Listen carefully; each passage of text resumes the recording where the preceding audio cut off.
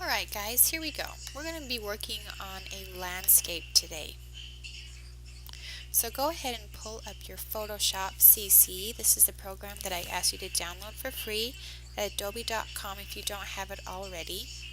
So if any of these advertisements pop up for Photoshop, go ahead and just exit out of those. We're going to go up to File here and open a new picture. So flip through all of your pictures and pick out the landscape that you want to work on.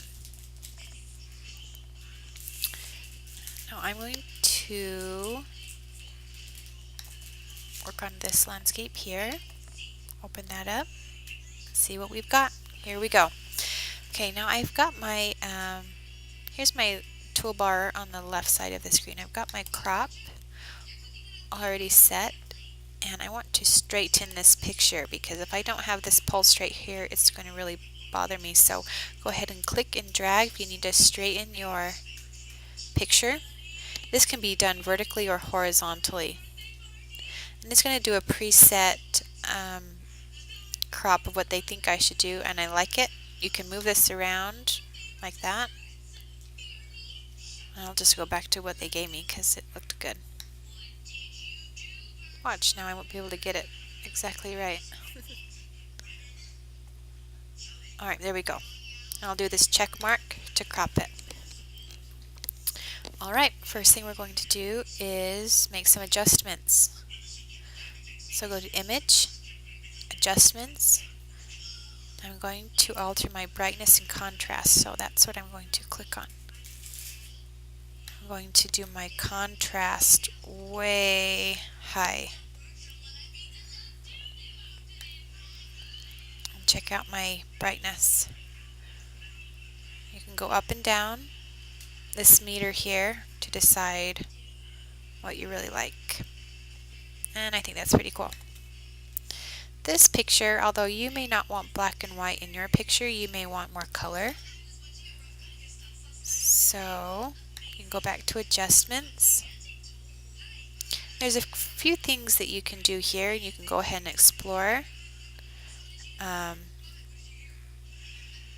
all the different color balance, hue and saturation, vibrance, and different photo filters. But what I'm going to do is change this to a black and white picture. You have these different shades you can move up and down to alter your picture. I'm just going to do auto just for time's sake and push OK. Looking good, but I want it to be more contrasted, so I'm going to go back there. Let's check these levels. Okay, you'll find this histogram chart here is also on your camera. When there's a lot of dark over here, that means there's a lot of black in your picture. Over here means there's lots of mediums in your picture, and over here means there's a lot of, let me get my pointer there, a lot of whites. So if I was to take this, move it back and forth, you can see it alters the histogram. Push OK and let's look at that. I'm going to go back to Adjustments, go back to my Brightness and Contrast tool and play with that a little bit more. And just get it exactly how I want. Okay, push OK.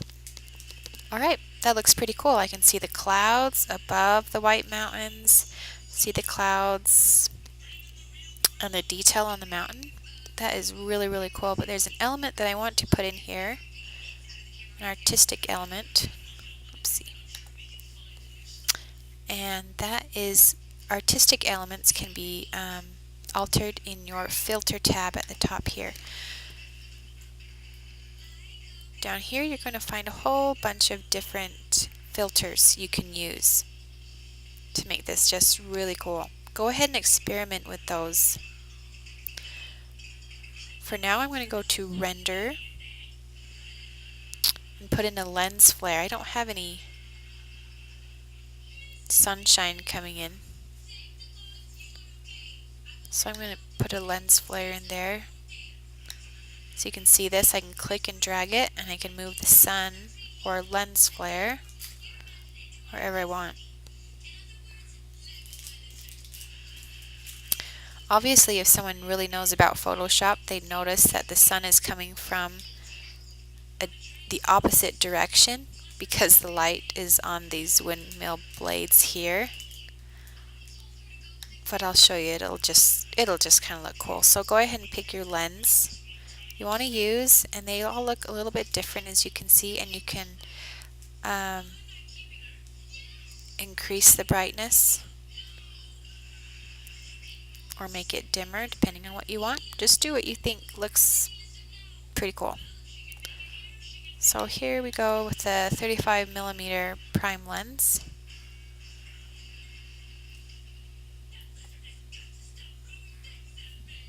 Push OK. Check it out. Looks pretty cool. Go back to my adjustments. Look at my brightness and contrast. See if I want to adjust anything else.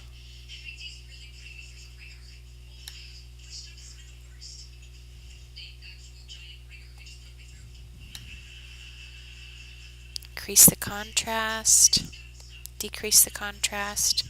I like the increase. It makes it look more artsy to me. Okay, there's your work of art. Go ahead and open a file up on your own computer and create something amazing. So when you're done, go ahead and hit File, click Save As. I'm going to name this file as Landscape 3 because I already have a 1 and a 2. Save as type JPEG. See all these options you can have? I'm going to save it as JPEG though. That's what pulled up and that's what I use.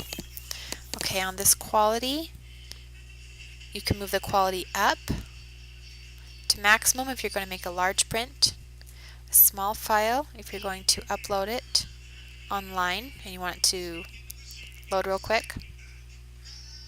I typically do just high on a quality number 8.